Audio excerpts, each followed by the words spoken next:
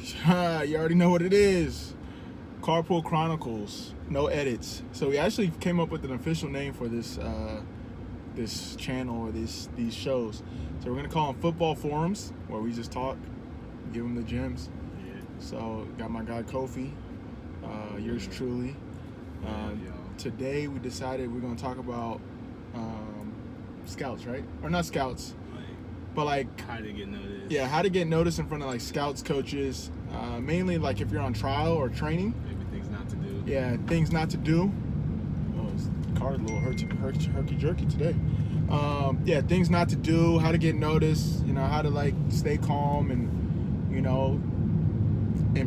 impress who you need to impress for hopefully future opportunities, whether you're at a tryout, whether you're at a trial, training, and then kind of go from there. So, Yeah. Cole, what you got? Oh, I gotta start? Yeah, you gotta start. Oh, man. Well, how old was I? Must have been 18, right? Yeah, I must have been 18. I was out on trial with FC Michelin in Denmark and Club Djurgården in Sweden. And I think one of the cool things, like when you're on trial, man, like it's just like they know, like especially if you're in a foreign country, like they know you might not understand the language or whatever, so don't get too like flustered if you're doing a drill and you mess up. Like they're not even looking at that. Yeah. They're more looking at like your technique, how you get along with the guys, and like really like how your real game is. Because when you start doing small side stuff, they'll see your game. Yeah. So sometimes I know players that will call me when they're on trial and I can't understand the language. I'm like, yeah, of course, they know that, you know what I mean? So keep it cool and just play your game. One thing that I definitely think is not the thing to do that some players will do is when they see like a scout's there or something, they'll start to start yelling or getting really loud. It's like the guy that when there's a lot of girls around, the guy that starts getting really loud, to get the attention. It's like that doesn't work. I don't think that works too well. No, that's a good point, because I think when it comes to scouts and like say you're on trial, say you're in training, they already know about you. Like they have a profile. It's not like it's not like someone just told them to like take this guy in.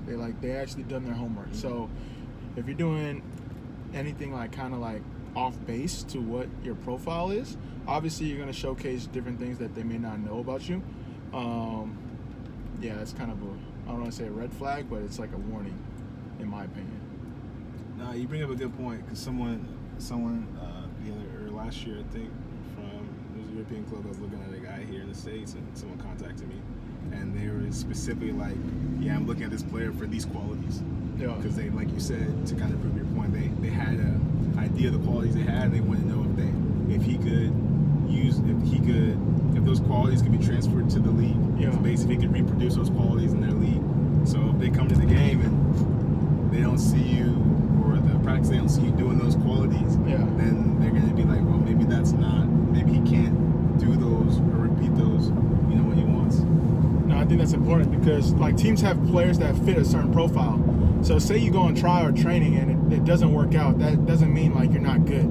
It may mean that you didn't fit their profile. Yeah. So I've been in a situation where, I had an opportunity to train with the club, and they were like looking for a specific profile for their position as a D mid. And the qualities that I brought, they were actually surprised. They were like, yeah, we thought he was just going to be like someone that just tackles and breaks up plays. Yeah. We didn't know he actually likes to get on the ball and stuff like that. So with the way they wanted to play, I was like kind of confused, but it makes sense. Like sometimes the profile doesn't fit with the coaching philosophy or like the other players that you're going to probably be playing with. So I think it's important, if you go on trials, trainings, opportunities, to not get discouraged, but like what Kofi said, like trying to figure out the qualities that they want, and that you have. You bring up a good point too. Like you talk about profile, like that's a word that you hear a lot nowadays. I think when I was coming out, I didn't really hear it, or I didn't really know what they meant. But a lot of people in like all circles, whether you're in Europe or South America or in the States, they talk about the profile of the player. Yeah. And so basically every player there's certain profiles that they might say, okay, D mid, that's he's very tall and good on the skill, good with his footwork. It's a certain profile of a player, and maybe that's rare in a D mid position, That's or true. more more likely if you're tall with good feet, that's rare in the outside back position. Yeah. So that might be like, oh man, this guy's, these qualities or his profile for right back is very different. So that might become more attractive to certain scouts. That's true. So I think that's an interesting one. Like, kind of be aware. And sometimes you hear in the commentaries, but it'd be good to be aware of like your position in the global game. Yeah. Because typically it's trends. Like if there's short technical outside backs, Denny Alves, then you might have those guys coming down the pipeline because people are like, well, that's what works. Yeah, that's what we're looking for. Yeah, exactly. So like Conte now. Everyone wants the next Conte. So now that there's only one Conte. the mids are gonna start getting smaller and more mobile. Exactly. Before you need to be a big D mid like Ballack. Yeah. D mid, win your tackles, good on the ball as well, and can take shots from a distance. But now that position is gonna evolve and change. No, exactly. So I think we're like 3 tips. Like if someone's going on a trial now, what would you tell them? I get there early so you can adapt to the country.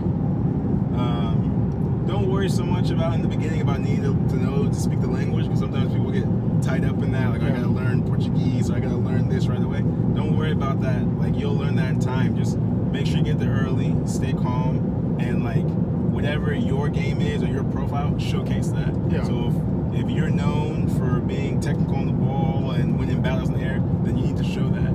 Don't try to change that part of your game. If you're not a finisher and you miss a goal you could have scored on the trial, they don't care. They're not, if you do it, it's a bonus. If you don't do it, it's not a make or break.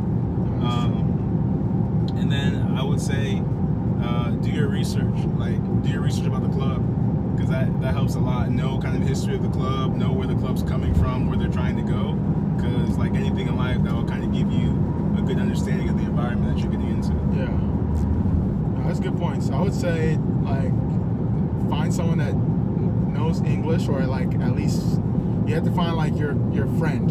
Oh yeah, on the trial? Yeah, on the trial. Yeah, there's always that one guy on the club that's like welcoming. Yeah, you have to get close to them right away. And like stay next to them in the lines, like for passing drills or shooting drills, whatever, because they're gonna help you explain it to you. Because as someone on trial, you may want to get like impressed and try to be first in line. No, it's okay. Like be third, fourth, and always kind of be next to that one person that can help you like explain. All right, what's the coach want from this? What's the coach trying to like talk about in this one? I think that's really helpful. Like you said, like showcase your quality. So if you're there to like play simple, play simple. If you're there to take people on, take people on. I think it's really important to showcase your profile in respect to the trial and what the coaches think of you. And then I would say the third one right away is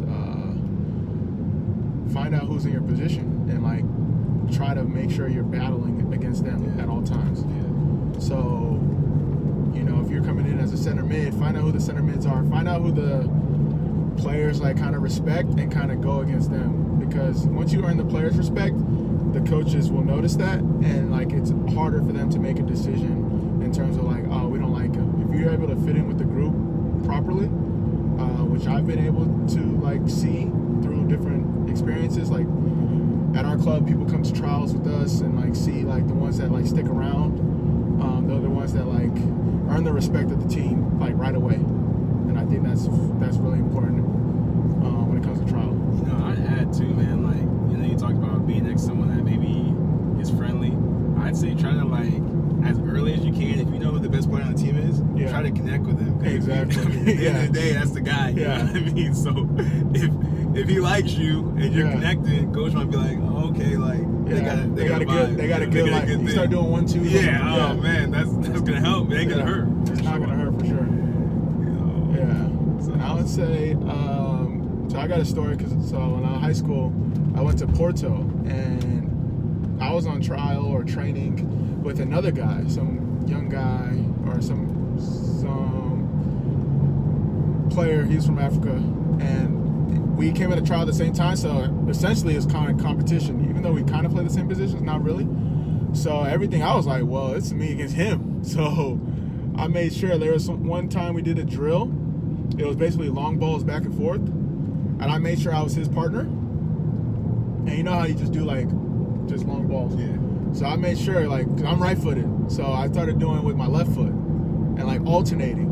and I knew he was right-footed only. So then, like, the coach at the time, he was a good coach. He was a Dutch coach. He told the other guy to start doing left foot, and this man was hitting it everywhere. You got to find out things when you can take advantage of, like, hey, it's a war. You got to take advantage. So, like, little things like that, I've always been, like, observant when it comes to that stuff. And then, you got to make yourself feel like you got to always have leverage. So, like, towards the end of the camp, I built a good relationship with some of the players, and they were like, "Yo, what are you gonna do?" I was like, "Yeah, I'm supposed to go to another team to train with them too." They're like, "Oh, hell no, you're not supposed to do that." So, like, little things like that. Obviously, within reason, you can use your agent, whoever you need to do. I think those are 2 tips I gotta share. That's good. I like those. Yeah. I like those. Man, this man didn't want to hit. He didn't want to hit with his left foot. He said, nah. If I were him, I would have started hitting like half volleys with my right. Like, just take the attention off. Oh, it's funny. What about, like, I think we can also talk about, like, when you're in a training camp. Like, it's kind of a similar feel, like when when I've been fortunate, been in a lot of youth national training camps. Some training camps are going to decide if you're going to make the final roster, whether it's qualifying or World Cup roster or just a big tournament coming up. So I don't know if you want to talk a little about, like, going to those camps, like the mentality of, like, going to those camps. Everybody's hungry. You got really good players from across the country. Some coming from abroad, coming back into these camps, and, like, how you get ready for that. No, that's a good point. We can even expand it to, like, preseason training camp because everyone's coming in fresh, all that. So I would say for me, as a player, you always want to be, like, on top of mind. So, like, always be within the coach's eyesight when it comes to drills, when it comes to just, like, the day-to-day. So, like, if you're doing film, like, make sure you're in, like, the first 2 rows. Bringing out the balls. You don't want the classes in the front, huh? Nah, not really. But, like, there's certain ways to, like, get noticed. Yeah. Always be in his eyesight, like, film. I feel like that's good and bad for some players, though. Some players is good, and some players is like, man, you're always running a coach, and the coach you're doing too much. He doesn't like it. You got to understand your coach as well. But there's ways to do it without kind of being, like, forced or trying to be like a suck up. But, like, first in the warm-ups, taking the balls away after practice, starting the 5v2 groups, like, before practice, like, just trying to figure out a way to, like, be everywhere. So, like, when he's thinking about, like, his roster, he's like, oh, that's a good point. Kofi, man. Oh, Amobi. Even, like, from the standpoint of, like we had, like, team lunches or team dinners, like, mix it up, like, sit with different groups. So, like, when he's looking at that group, he's like, oh, he gets along with him. Yeah. Oh, he gets along with them. So that's a good point. I think that's a point that I think is good. Hey, but I feel like sometimes remember when I was counting 1, 2, time out. Who said Kofi's supposed to be counting? Yeah, it could backfire. So you got to make sure you got to respect all your teammates and, like, it's not forced. And people know, like, when it's forced and you're trying to, like, suck up to the coaches, but there's ways to go about it that make it stealth. I guess that's the best way to put it. What you got? Man, I mean, like, of course, when you go into a big training camp or preseason, I think is different. Like, if you come into preseason, you have an idea of maybe who the starters are. Yeah. Maybe because of their profile. Use the word again. If you have a big guy coming in from a big club and he started last year, he's a big profile, played big teams, he's probably going to be your starter, or he's expected to be your starter, or projected to be your starter. So you kind of know, like, if you take a team, I don't know whatever team you want to take. I mean, if you have LAFC, Vela's going to be your starter. You know what I mean? You look at LA Galaxy, Chicharito's going to be your starter. So you know some guys that are going to be your starters that's it, but then you might know that there's maybe 3 spots on the roster that are up for grabs. And to that point though, hang around the starters. Definitely. Yeah, definitely. Like, if I was at LAFC, me and Vela would be best friends. Yeah. Because he's the guy, right? Everything runs to him. So the better connection you can have with him off the field and on the field, you know, the better opportunities you might get, and also just the better performance you can have, because maybe he's looking for you and he has such a good talent, like maybe he can find you in places that other players can't find you, because you get down the field too sometimes there's certain guys you might just not connect with, so they might not be looking for you in certain ways. So I think that's huge.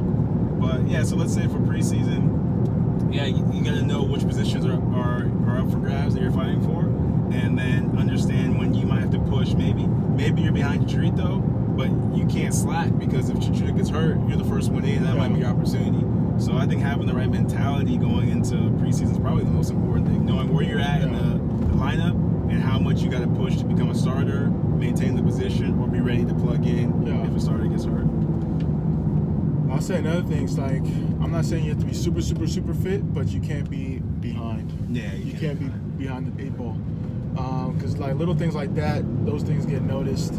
If you're always tired, or if you're like, the biggest thing is like, you got to give yourself the best chance to perform. And if you're on the treatment table, you're not being able to practice, you're not able to perform, it's already like, it's a coach's pet peeve. So it's almost better, like, your ability is not as important as your availability. You got to be available to even show your case, your ability. So I think that's one thing. I know you talked about being prepared, making sure your recovery's on point, making sure you're taking care of your body. That's a big one. Yeah, even man, availability is huge, man. Like, and there's certain guys that might be able to come into preseason like a little bit, not fit.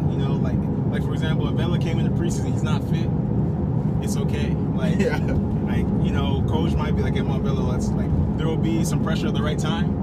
Especially if it's a couple games in the season. Of course, the team needs him, but there's players that may be able to get away with it a little bit more. But if you're not that guy, like, you need to make sure, in my opinion, you probably need to make sure that you don't have any other, you don't give the coach any other don't give him any excuse to, like, not play you. So that's like being fit, like you said, being available.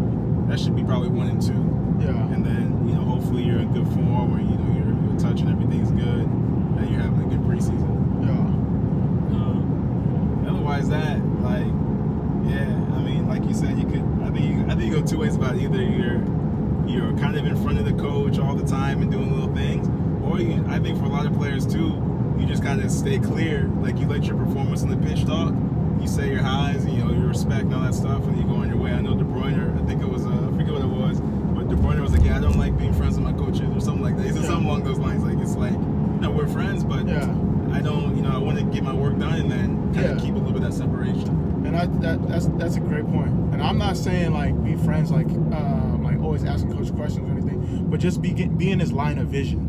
Okay. So that when he's, like, looking at, putting the team together, like, you could see he's, like, looking at you. I don't even know how to explain it, but, like, so for example, something I used to do when I used to come off the bench. For which team? Philly, my first couple years. Philly? Yeah, because the coach is crazy. But when everyone's warming up, people, whether or not they're gonna get in, they're not warming up, like, hard. So I would always make sure that, like, whenever coach is looking, I'm, like, acting like I'm ready. Yeah, I'm ready to be on the pitch. And that, I'm telling you, that stuff, like, subconsciously will help you if you're looking to get into the game. Because the coach is, like, looking at the bench. Half the time, coaches don't even know who they're gonna sub. I mean, to be honest, they have, like, their standard, like, I'm going to sub this guy at the 60th minute, I'm going to sub this guy late in the game. But that's, on average, it's not really like that. So when you got a coach that's looking down the bench, like, all right, who can I put in this position? And if he's looking and everyone's just, like, just regular warm-up, doing something nonchalant, and you see a guy that's, like, doing, like, high knees, sprint, some hard stuff, he's like, oh, okay. Subconsciously, he's like, all right, maybe he's ready. Nah, man. You bring up a good point. Like, for other players, like, that's something they should probably, like, fight against. I know sometimes if you like you're coming off the bench, or you feel like you're not the starter, you're kind of like you can get lackadaisical. And like, okay, like, sometimes it takes them some time to, like, shift the mentality, because maybe they feel like they should be a starter. Maybe they are a starter, and now they've had to, they're playing up from the bench. So this is fair and stuff. Yeah, that's cool. So, like, I would definitely say to, like, young players, like, try to fight that urge of, like, oh, I'm not starting, so it's whatever. Like, just kind of stay in the zone, do the things I'm always doing. The older guys, it's your hill to die on. You know? Yeah, exactly. Whatever. And always have your shin guards on, by the way. If you that was a big one. That was a big one. I've seen guys like that haven't had their shin guards. Coach is getting like coaches. Like, why aren't you ready? You know, Yeah. then you're trying to do like the 3 different tapes, like pre-wrap, stretchy tape, and the white tape. It'll take you 10 minutes before you sub, and then you still gotta put your jersey on. Oh my goodness. Yeah, coach, like I'm done with this guy. Yeah. So to close, what do you got?